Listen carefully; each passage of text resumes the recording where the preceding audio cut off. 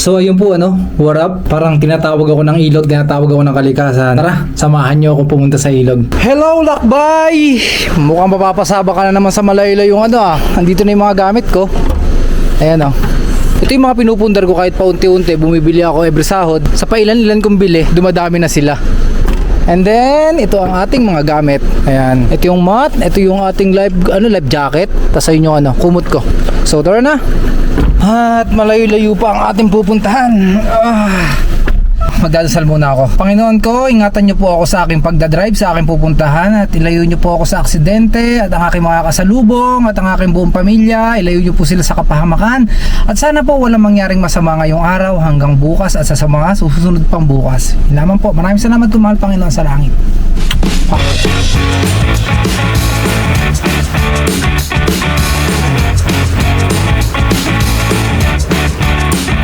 Nandito na nga pala ako sa aking best spot dito sa Gyeonggi rin, pero medyo malayo, 2 oras yung biyahe ko. So, habang naglalakad ako kanina, dito, doon sa dulo na yon, sinusundan ako ng bubuyo. So, naisip ko yung dati kong ginagawa sa Pilipinas na sobrang hayok ko na matikman kung ano ang lasa ng honey. So, nag-ikot-ikot kami doon sa lupay ng lolo ko, and then nakakita kami doon ng isang pulupukyutan ata, kung tawag doon, pulupukyutan ata tawag doon. Kinuha namin yung honey. Ang problema, 4 na taon na ang nakakalipas, sinimulan ko ang mag-vlog at napunta ako sa pag-explore ng kalikasan. At isa sa target ko ay matikman ang pulot ng pukyutan. dito na kami sa harap nung liguan. Ayun. Sabi po sa buong buhay ko, ngayon lang din ako nakakita ng aktual na liguan Diyan tayo nito pagka nagising to.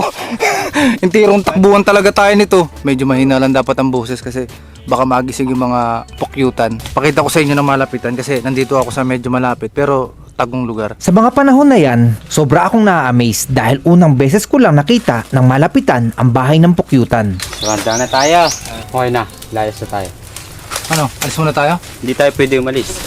Hindi ko alam kung saan ako magtatago dahil sa mga oras na yan, pinausukan na ng ating kasama ang bahay ng pukyutan. Takot ako. Riz, pahinga ako dito, Riz. Usukan mo nga ako dito. Riz, usukan mo nga ako dito. Oh shit. Medyo lulubog kami ng Isip na eh. Rico. Shit. Aray. Rico. Nakahanda na sila, nakahanda na eh. Ray. Rico. Rico. Saan? Ray. Dito sa tenga. Rico. Ray. Rico. Malaki na eh. Ha? Rico, Riz. Puchik, sakit. Saan ba? Sa mata? Dito sa batok. Dito kami ngayon sa tubig. Para kung sakali talagang mapupog, lulubog kami. Huli mo yun. Andito. Isang nakakatawang pangyayari dahil hindi namin tinuloy ang pagguha dahil na rin sa kakulangan tungkol sa pukyutan. Ang nakakakonsensya, sinira at binulabog lang namin ang nananahimik na pukyutan. Ang kaganapan sa pagkuha ng honey hindi po natuloy kasi sobrang dami talaga. Ang dami ng pukyutan. Kulang sa tao. Ako naman wala naman akong experience sa ganyan. Hindi ko siya matutulungan. Pero bukol-bukol nga yung mukha nito. Dahil na rin sa kapusukan at kamangmangan ng aming mga galaw, nangyari sa amin ang hindi dapat mangyari. To. Grabe. Dito.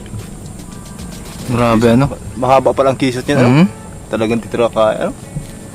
Sakit yung ganito ko. Dito kasi ako binalbagan. Sarap dito. Ang sarap sana magpalipad ng drone dito kaso hindi pwede kasi ang katabi namin is kampo ata ng mga sundalo yan. Nakakita ako doon na bawal mag-drone. So all goods lang. Susubukan natin sumisid kasi may bago akong biling snorkel. Subukan natin kung all good siya. All good. Subukan natin.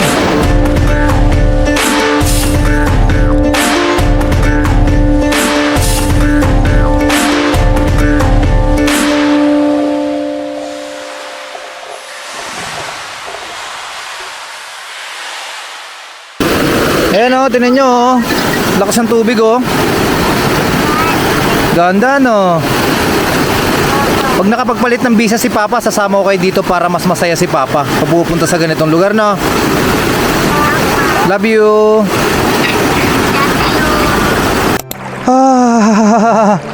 Malapit na rin kasi magtapos ang summer dito sa Korea. So sinusulit ko na lang din, no? Kasi next month malapit na mag-autumn. Malamig na siya. Hindi na siya pwedeng paliguan. Kasi para na siyang mayelo. Pero pwede pa rin naman, kaso mahina ako sa lamig eh. Pero yung mga ganitong lamig, sakto lang to. Kasi summer pa rin naman. So enjoy lang natin yung sandali na to. Kasi uwi na rin ako kasi lalakas daw ang ulan mamayang 5. Na-addict akong gumawa ng ganito, yung mga ganitong video. Na-addict akong pumunta sa mga ilog, sa mga dagat. Bahala na kung mangingitim. Para kang may sariling mundo, walang pakialamanan, hindi ka papakailaman ng mga Korean, yung mga taong nasa paligid mo. Basta parang lahat kayo, masaya lang. Iba talaga pag may sarili kang sasakyan eh. Kasi pag may sarili kang sasakyan, on the go ka. So pag may nakita ako sa TikTok na magandang place, magandang lugar, pupuntahan ko agad yun. Unlike ng commute ka lang, syempre pagod ka na, stress ka pa sa sobrang biyahe. Pero pag may sasakyan ka, 1 oras, 2 oras, pwede ka na lumarga eh. Katulad kanina, di ba? Pagka-out ko ng trabaho, larga agad ako dito. So, napunta tayo sa ganitong lugar.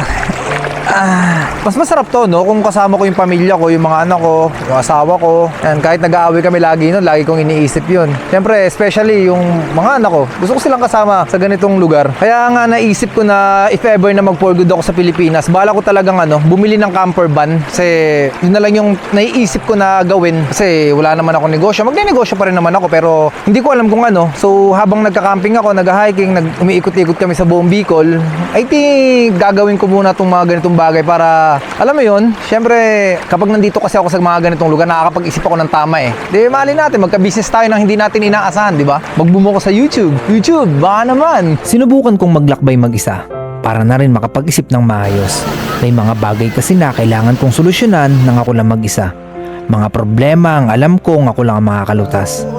Hindi kahinaan na mag-isa, kundi patunay na kaya mong tumindig kahit walang kasama. Dahil darating ang oras na ang mga nasa paligid mo ay iwan ka. People come, people go. At ang nasa taas lang ang mananatili para sa'yo.